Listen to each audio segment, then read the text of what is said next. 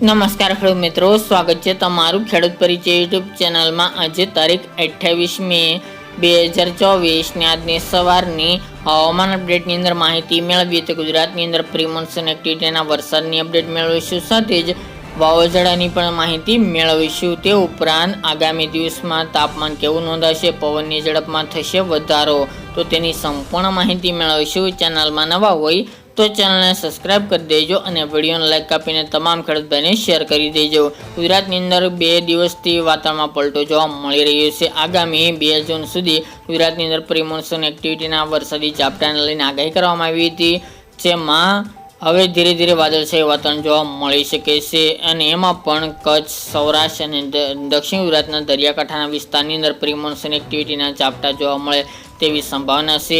હાલ આ વરસાદ સાર્વત્રિક નહીં જોવા મળે, અમુક વિસ્તારની અંદર ભારે ઝાપટું પડી શકે છે, બાકી હળવા છૂટાછવાયા ઝાપટા 29, 30, 31 એ 3 દિવસ દરમિયાન જોવા મળે તેવી સંભાવનાઓ રહેલી છે। હવામાન વિભાગની અપડેટ પ્રમાણે સૌરાષ્ટ્રની અંદર ગીર સોમનાથ, જૂનાગઢ, અમરેલી, ભાવનગર, પોરબંદર, દ્વારકા, જામનગર જેવા જિલ્લાઓ, જ્યારે દક્ષિણની અંદર સુરત, વલસાડ, નવસારી, તાપી, ડાંગ એ વિસ્તાર, ભરૂચ, અંકલેશ્વર, નર્મદા જેવા ભાગોની અંદર અને કચ્છના દરિયાકાંઠાના જેમાં નલિયા, નખત્રાણા, ભુજ, રાપર એ વિસ્તાર, ગાંધીધામ, મુન્દ્રા, માંડવી સહિતના ભાગોની અંદર હળવા સામાન્ય વરસાદી ઝાપટા જોવા મળે તેવી સંભાવના દેખાઈ રહી છે। જ્યારે ઉત્તર ગુજરાત, મધ્ય પૂર્વ વિસ્તારની અંદર જ્યાં ગરમીનું પ્રમાણ વધુ છે ત્યાં વાદળા બંધાઈને હળવા સામાન્ય વરસાદી ઝાપટા નોંધાય તેવી સંભાવનાઓ રહેલી છે। હાલ તો કોઈ ચોક્કસ વિસ્તાર નક્કી ના હોય, પરંતુ સૌરાષ્ટ્ર, દક્ષિણ અને કચ્છના દરિયાકાંઠાના વિસ્તારની અંદર પ્રી મોન્સૂન એક્ટિવિટી જોવા મળી શકે છે।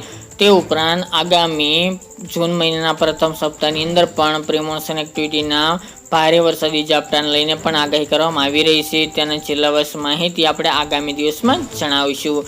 તે ઉપરાંત વાત કરીએ તો તાપમાનનો પારો આ અઠવાડિયા દરમિયાન ભયંકર સપાટી ઉપર જોવા મળ્યો હતો।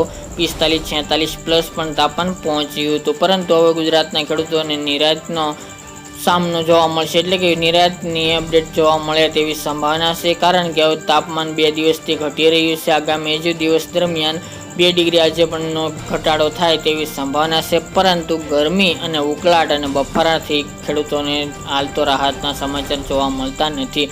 તાપમાનમાં અવશ્ય ઘટાડો થઈ છે, પરંતુ ગરમી અને બફારાનું પ્રમાણ યથાવત રહે વરસાદ સુધી તેવી સંભાવનાઓ છે। આજે પણ તાપમાન મેન સિટી જેમાં ગાંધીનગર, અમદાવાદ, ખેડા, વડોદરા, દાહોદ, ગોધરા, મહીસાગર, અરવલ્લી, મહેસાણા, સાબરકાંઠા જેવા ભાગોની અંદર તાપમાન 44 આજુબાજુ જોવા મળી શકે છે, જ્યારે સૌરાષ્ટ્રના 1-2 વિસ્તારની અંદર પણ 43-44 ડિગ્રી તાપમાન જોવા મળશે, જ્યારે સરેરાશ 38 થી લઈને 41 ડિગ્રી વચ્ચે ગુજરાતની અંદર તાપમાન નોંધાય તેવી સંભાવનાઓ રહેલી છે।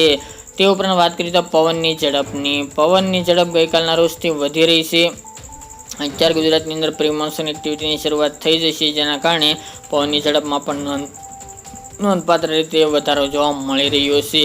હાલ પવનની ઝડપ 20 કિલોમીટર પ્રતિ કલાકની નીચેની ઝડપ જોવા મળતી હતી, પરંતુ આજથી 20 થી લઈને 30 કિલોમીટર પ્રતિ કલાકની ઝડપે પવન ફૂંકાય તમામ વિસ્તારની અંદર તેવી સંભાવના છે। દરિયાકાંઠાના વિસ્તારની અંદર પવનની ઝડપ વધુ જોવા મળે તેવું પણ અનુમાન દેખાઈ રહ્યું છે। વાવાઝોડાની વાત કરવામાં આવે તો હાલ તો ગઈકાલના રોજમાં બાંગ્લાદેશ તેમજ પશ્ચિમ બંગાળના દરિયાકાંઠે વાવાઝોડું ટકરાઈ ચૂક્યું હતું, ત્યારબાદ તે ભયંકર સ્વરૂપ ધારણ કરીને બાંગ્લાદેશ તરફ આગળ વધી રહ્યું હતું અને ભારે તબાહીના દ્રશ્યો પણ સર્જાશે।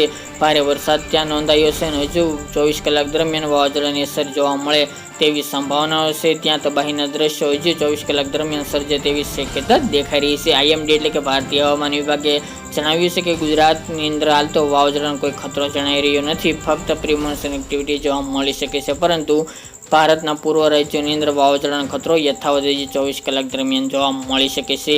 ત્યારબાદ ત્યાં પણ રાહતના સમાચાર જોવા મળી રહ્યા છે અને ધીરે ધીરે હવે ચોમાસું પણ નજીક આવી રહ્યું છે। કેરળમાં આગામી 3-4 દિવસની અંદર ચોમાસું દસ્તક દે તેવી શક્યતા છે।